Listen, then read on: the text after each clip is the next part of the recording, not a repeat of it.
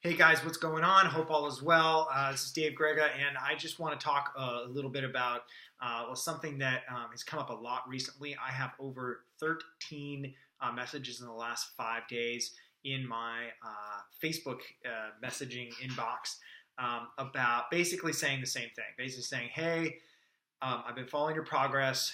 I'm finally ready and interested in pursuing intermittent fasting. Can you tell me how to get started?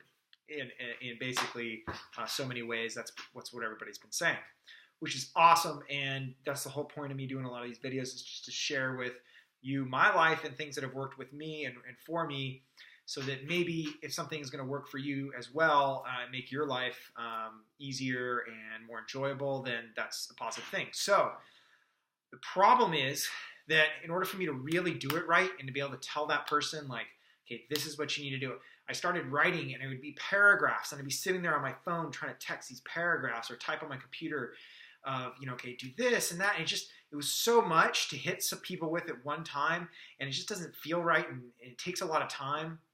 And what happened is I started getting backlogged. So I started missing people and forgetting that I forgot to respond to somebody, or not getting back to somebody nearly as fast as I would have wanted to. And that's just no good for a lot of reasons. So I decided to do this video, and what I'm going to do is put this on the YouTube channel and link back to it. Anytime somebody asks me, I'll say, hey, watch this video. If you have any further questions, get back to me. And that way, at least I can get them the things that I would tell everybody on, like, how to get started.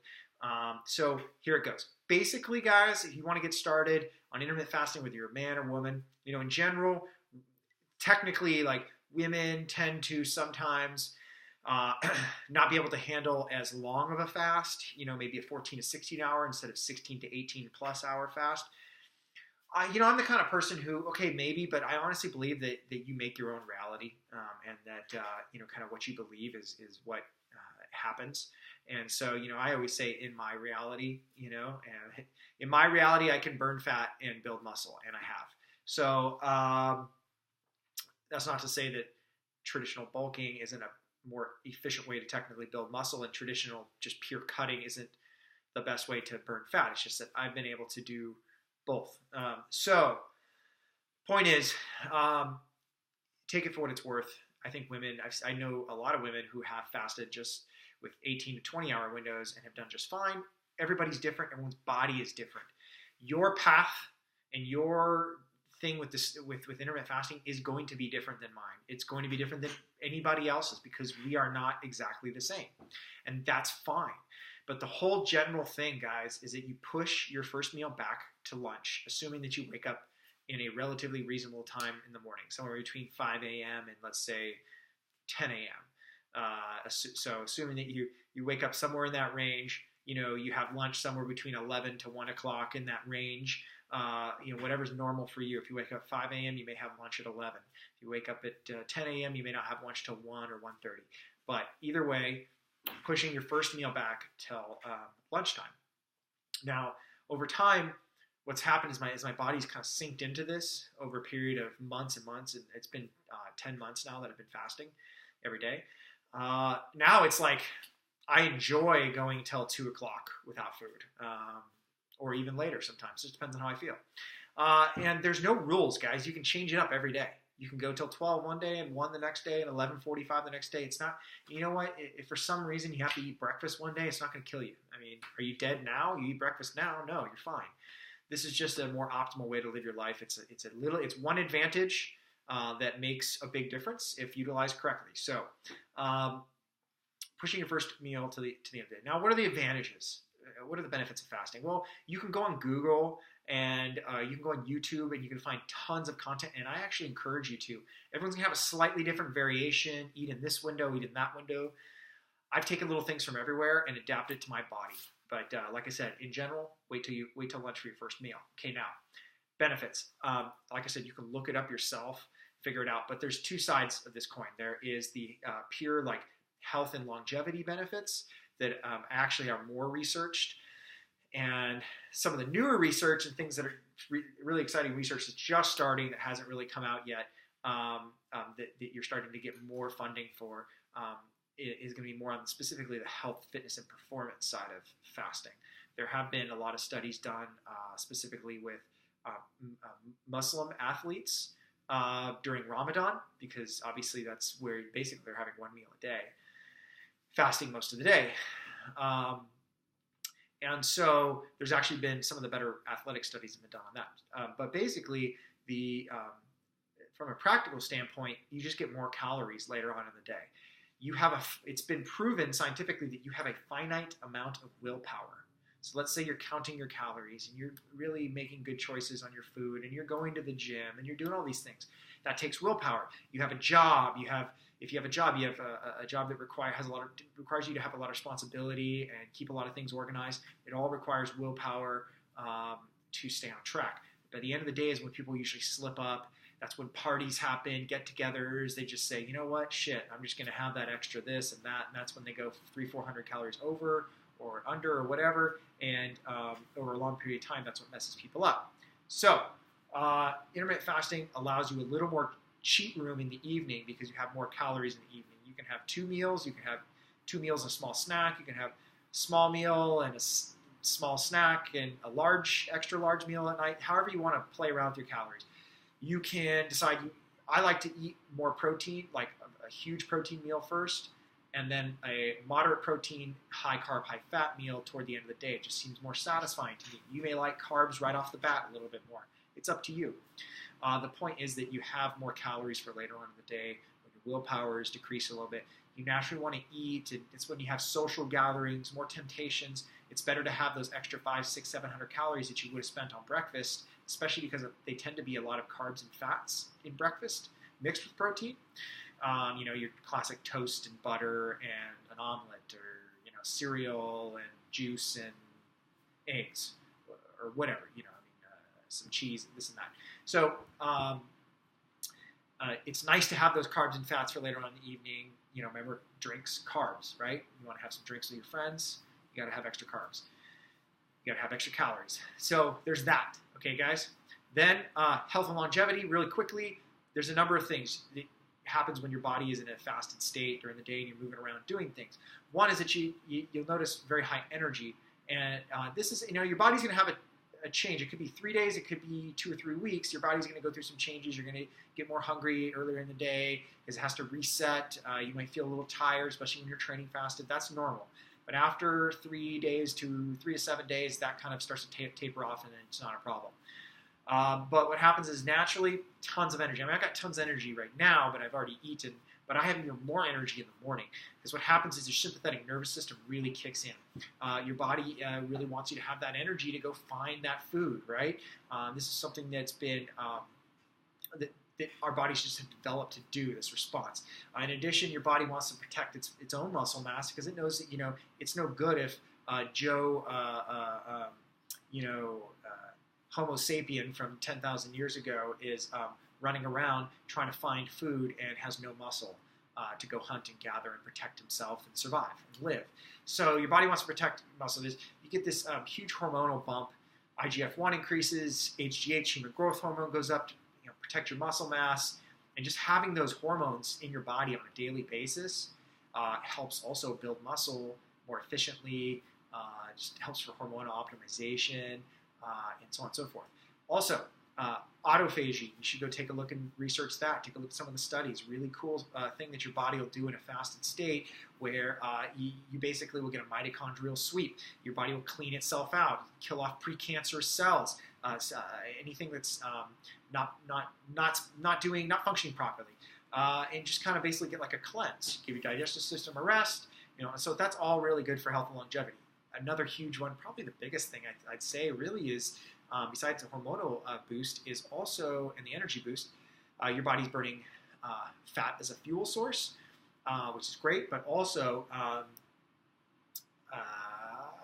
what was I going to say? Oh, increased insulin sensitivity. So, basically, increased insulin sensitivity is one of the things that people who live to be 100 plus all really have in common is this whole increased insulin sensitivity. It makes your body more efficient at utilizing insulin and creating that anabolic environment and partitioning nutrients.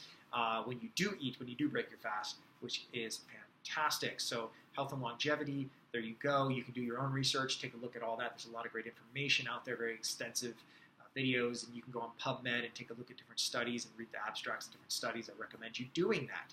PubMed.com, look up intermittent fasting or whatever you want to do, Ramadan, this and that, and you can kind of see all the different studies that are there. So those are the advantages. Now, what would I recommend for you as far as like tips? Well, first of all, when you're fasting, sparkling water is your friend. I drink 1 to 2 liters a day. I don't drink any caffeine first thing in the morning. Your body actually has a natural way of stimulating itself. It naturally caffeinates itself.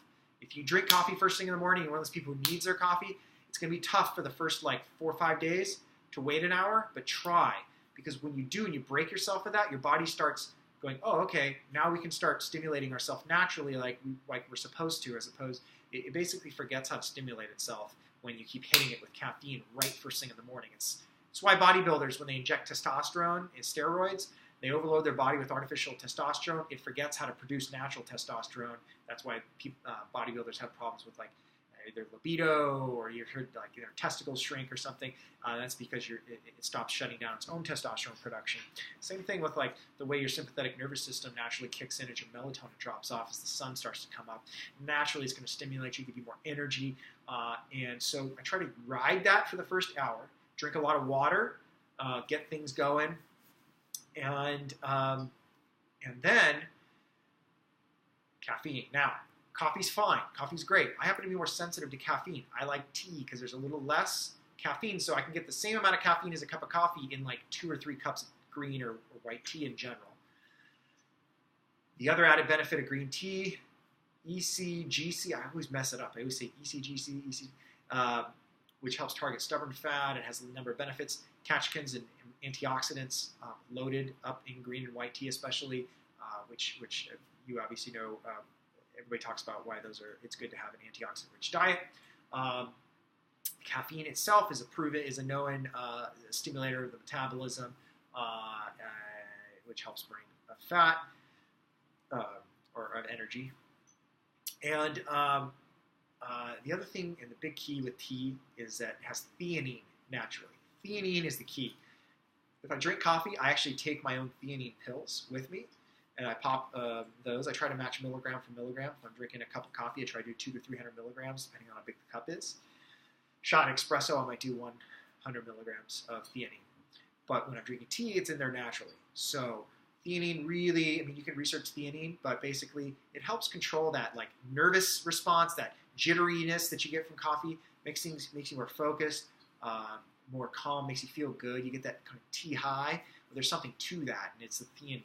So I find that because remember, your sympathetic nervous system is already stimulated. When you add caffeine to that, it's like an amplifier. So you become even more sensitive to caffeine, which is good because you don't need to drink as much of it to get the same result. So drink a little bit of caffeine, you really get that boost. You're already boosted, but then you get that focus to kind of level you out, get your work done, feel really good, feel real positive. This is all important, especially if you're in a calorie deficit. After a while, your body's just going to get tired, you get more irritable. It's just natural. So these little things help, especially over time as you're in a calorie deficit, to cut and burn fat. So wait an hour in the morning. I recommend green or white tea. If you're going to do coffee, that's great. Coffee's great for you as well. A lot of great studies on drinking 1 or 2 cups of coffee a day being a huge benefit, a lot of antioxidants, so on and so forth. I would add theanine pills. They're super cheap. You can find them at like GNC or Vitamin Shop, or you can order them on Amazon. They're really cheap. Theanine pills, get them like 100 or 200 milligram form. And yeah, obviously caffeine also blunts appetite. That's huge. Remember, we're just trying to get to lunch. So water in the morning, natural energy, cup of tea, 1 or 2 cups of tea. I like to do like a cup of tea, then drink a bunch of sparkling water, and then like 10:30, 11, hit another cup of tea or coffee, and that really just makes sure that I'm clear through noon. I've got that appetite blunting effect of the caffeine, my sympathetic nervous system plus the caffeine is just like, it's just making me like rock and roll. I'm focused. The theanine, because of the tea or the theanine pills that I'm taking with coffee, just really making me focus, high energy, getting shit done. I'm not even thinking about food. And this is why it's easy for me to go to 1, 2, or even 3 o'clock without having food, or just like get to 1 o'clock and I'll eat an apple to break my fast, and that holds me over until like 2 or 3 o'clock, easy, sometimes even later. That brings me to the next thing I'd recommend, breaking your fast with an apple. Apples are healthy for you. There's actually a compound, an acid in the skins that really is good for fat burning, especially burning stubborn fat, and good for your metabolism, just good for you in general. The carbohydrates that you find, also the fiber is good for you, but the carbohydrates that you find in the apples is great because if you've been most likely depleting your liver glycogen while you're in your fasted state, your body's going to start signaling itself, hey, we need some food. Once it starts, that starts becoming depleted. It's just a natural response. So get a little bit of carbohydrate in there, restock the liver glycogen temporarily, and if you're not truly hungry, like hunger pangs, then it's going to help buy you 30 minutes to maybe an hour and a half. And just listen to your body. You know, if you eat an apple and 10, 15 minutes later, you're like, man, I'm really hungry, eat some food, you know. But what I find is at 30, 45 minutes, I'm like, I'm not really hungry right now. Sometimes I can go a little bit later. It just depends on how my body's feeling, and I listen to my body, and I change things up depending on what my body says. So there's some good hacks, advantages.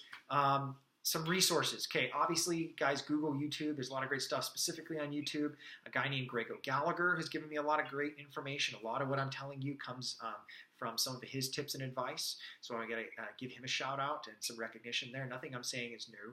I'm just taking little things from everywhere. Grego Gallagher has a website called Kino Body and Kino Body channel on YouTube. There's like hundreds of videos on intermittent fasting.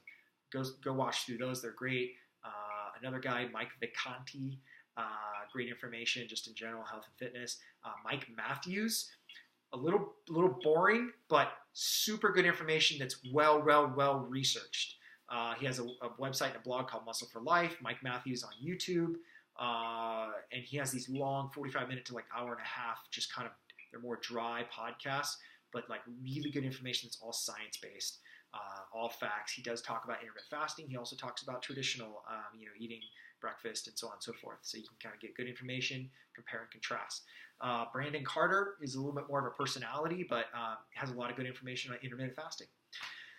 And there's a lot of other guys out there too, but those are just a few to start that I would check out. As far as training, a lot of my training I got honestly from Grego Gallagher's programs, and the gist of it is, reverse pyramid training and progressive overload. All that really means is that you're focused on getting stronger each week, whether that's adding an extra rep to one of your sets in each lift, or even something as little as 2.5 pounds to a lift, small increments. He calls it micro loading. If you're new to lifting, you'll probably be able to add more than that. If you've been lifting for a little while, 2.5 pounds is a lot to add in a week. That and reverse pyramid just means the opposite of doing high reps to low reps. You do your heaviest after a warm-up, after 1 or 2 sets of warm-ups, you feel comfortable and warmed up. Then you go in your first working set at a low rep range, 4 or 5 reps. Hitting as heavy as you can for 4 or 5 reps, and then moving up to that 6 rep range, and then an 8 rep range. 2 to 3 sets maximum per lift, 2 or 3 lifts, and I only train 2 days a week. You can do 3. I wouldn't recommend more than 3 personally. You really want that time to recover because of the hormonal optimization you're going to get with intermittent fasting. You're going to find that you're going to be able to grow a lot of muscle. You're going to get a lot of rest, and less time in the gym means more time that you can spend enjoying your life, being around people that you care about, having a fun time. And that's kind of the whole point of this whole thing. Less is more. Low cardio, man. Like, I walk. That's pretty much it. I almost never do cardio, honestly. Honest to God. It's not like I'm in there doing high-intensity cardio, which if you're going to do cardio, I recommend a high-intensity 40 seconds on, 20 seconds off. 40 seconds on, 20 seconds off. Do that for 5 or 6 minutes a couple times a week. That's all the damn cardio you need. But personally, I just walk. I walk like 9,000 steps a day on average, which is like 4.5 miles. Some days I get halfway done with work and I've already walked that much. Some days I get to the end of the day and I haven't hit my steps. I try to go outside and do a 20, 30-minute walk. And if I'm close, it's okay. I don't stress about it. The whole idea is less stress. We already have stressful lives. training is good for you. It's a stressor that is a positive stressor, but it's still a stress. Cardio, training, weightlifting, your job, your life, the world, it's all stress, stress, stress. Chronically elevated cortisol levels are not good. Cortisol is a good thing for you, but not when it's chronically elevated all the time. And this actually causes people to hold weight. So they go to the gym, they start training extra hard, they start doing tons of cardio, start cutting their calories real low. Their body just says, not happening. It starts burning muscle. If they're not eating high enough protein, it starts holding on to water and fat. It's all fucked up. It makes it so that they get really hungry, and then they rebound, and sometimes it's even worse than before, and that's like a classic case. The gym is kind of like the last piece of the puzzle, and maybe even like one of the least. It's an important piece, but it's not as important as food and nutrition, calories in, calories out, tracking your calories, tracking your macros, getting a high protein diet. I recommend 1 gram per pound. Unless you're very overweight, then it's 1 gram per pound of lean mass. Go Google how to figure out what your lean mass is. It's not that hard. It takes a couple minutes to figure it out. Boom. And carbs and fats, mix them up however you like. I generally tend to like to do more carbs and less fat on training days because I really want that spike in insulin to get things going, muscle building going. I generally like to go a little higher in fat on off days. And lowering carbs, and that's really just so that I have some days where I can eat certain foods that there's certain things that you can eat when you have a higher carb day, and there's certain things that you can eat when you have a higher fat day, certain meats, and I like chocolate bars and stuff. I can fit those in on my off days, but on my training days, there's certain things that are higher carb that I just can't fit in because when I'm fitting in some of the things that I enjoy that have higher fat. So that's why I like to do that. So yeah, intermittent fasting. There you go, guys. These are the basic information. This is all the basic information to get started. Remember, there's a lot of different ways to do it. Don't get so obsessed over the window. Ooh, this eating window, that eating window. Don't trip out. Relax. This is supposed to make your life easier. Less training. Get in the gym. Do your compound lifts. That means things like weight dips moving into weighted dips, pull-ups or chin-ups moving into weighted chin-ups over time. Incline bench press. I prefer incline bench press. I think that's more important. Shoulder presses, deadlifts, even squats. That's pretty much it. Worry about that shit, honestly. 2 days a week, maybe do a push-pull. You can do a third day a week if you want to do a dedicated day for legs. That's fine. If you want to do 1 or 2 days a week of abs, 5 or 10 minutes of abs, fine. Go ahead. Don't stress out on the cardio. Walk, chill out. If you do cardio, high intensity cardio in 5 to 10 minute spurts once or twice a week, it should be more than enough for you. Don't want to stress yourself out. Dial in your calories and macros. Download the MyFitnessPal app. Use that to track your calories. It makes it super easy. I've now got it to where I spend 5 minutes a day total tracking my calories. It makes it ridiculously easy. It's not that hard. Get a digital food scale. Weigh some of your shit at home. And this is the basic information you need to get started. So I hope this has helped. I know it's a long video, but this is why I've been having to kind of try to type all this out for each individual person. And I've just been missing people and not being able to get back to people in as much time as a quicker time as I'd like to. And that's not helping anybody. So I hope that this does help you. You guys feel free to reach out and still ask more questions. Please, I encourage you to do your own research, question everything. I don't have everything right. This has worked very well for me and many people that I know and have coached myself. I have a lot of anecdotal evidence. I've looked at a lot of research, and this is kind of the thing that I've come up with that I think works best for most people, but it may not work for you. It will be a challenge. There will be some things your body needs to get used to, so drive through that. But if something feels terribly wrong, like when something is terribly wrong, you're really sick or something is just not really working with your body at all. It's not just a little discomfort or I don't like this or I didn't feel so good at first. It's like extreme. Then, cut it off. It may not be for you. I have almost never seen that happen. I've seen a lot of I felt a little tired the first couple times I trained, or I got hungry in the morning, or and then pretty much after they hit a week or two of doing it, and if they're actually doing it, it's like they take off, and once you get excited about it, you're going to spend a lot more time doing your own research, and then you're going to get to know your body and your hormones and how foods affect you, and then it's over with. Then you're going to tailor your program to exactly how you want. When you get in the gym, you're going to see results, and you're just going to know, all right, I'm going to do this. I'm going to get out of the gym. I don't sweat when I go to the gym, guys. 2 to 3 minutes rest in between your sets. Grego Gallagher's programs are great. I honestly recommend them. He has an affiliate program. I'm not interested in doing the affiliate thing. If you want to go buy his programs, they're well worth the money. Kinobody.com, so check those out. Yeah, okay, 25 minutes. I told you it's a lot. So replay the video. I hope this has brought a lot of information. Leave any questions, comments in the comments section. Like and subscribe. Like this video. Subscribe to my channel if you like the information. Forward it to other people. Recommend it to other people if you think it's beneficial to you, and other people may benefit from it as well. And I wish you guys all the best. I hope that this improves your life in some way, and if it does, pass it along and maybe help other people out. Maybe make your own video, your own YouTube channel. Reach out. We're all in this together, and yeah, let's keep this positive. Let's have fun, enjoy ourselves, and see some great results. All right, guys, cheers.